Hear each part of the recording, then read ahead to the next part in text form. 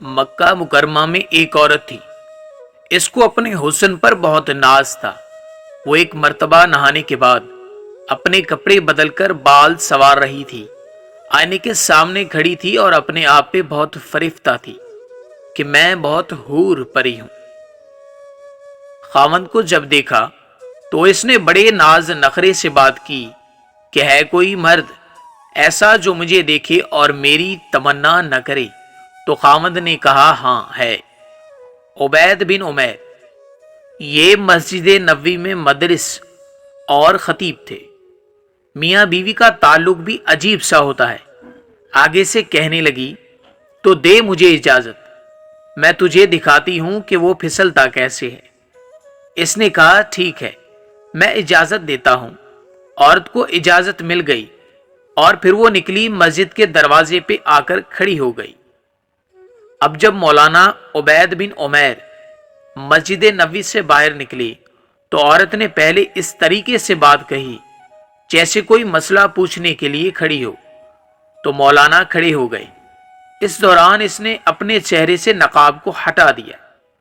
इसका ख्याल ये था कि जब वो मेरे हुस्न जमाल को देखेंगी तो फरेफ्ता हो जाएंगी। जैसे ही इसने ऐसा किया तो उन्होंने नजर हटा दी और कहा, देखो क्यों ऐसे काम के बारे में सोचती हो जिससे तुम्हें दुनिया में भी जिल्लत मिलेगी और आखिरत में भी जिल्लत ही मिलेगी।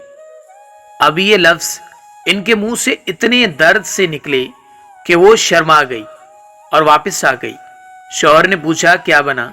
कहने लगी, क्या मर्द ही नेक होते हैं? औरतें नेक नहीं हो सकती, मैं भी नेक बनूंगी। इसकी जिंदगी बदल गई। इसके बाद रोज वो खामन से पूछती इशा के वक्त कि तुम्हें मेरी जरूरत है। अगर वो कहता हाँ तो वो वक्त खामन के साथ गुजारती, और अगर वो कहता नहीं तो जुब्बा पहन लेती और सारी रात मुसल्ले पे इबादत करती।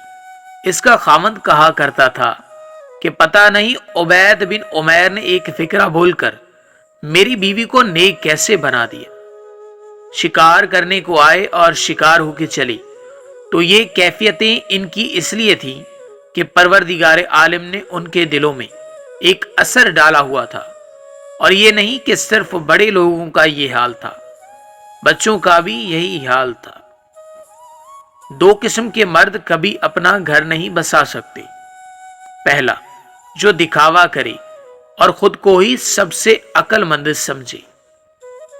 दूसरा, जो बीवी को हर बात पे डांटे, इसकी बेइज्जती करे और अपने से बड़ों का एहतराम न करे। जो बात बात पे ताना देने का आदी हो। बीवी जो खाना बनाए इसमें नुक्स निकाले और इसके किसी अच्छे काम की तारीफ न करे।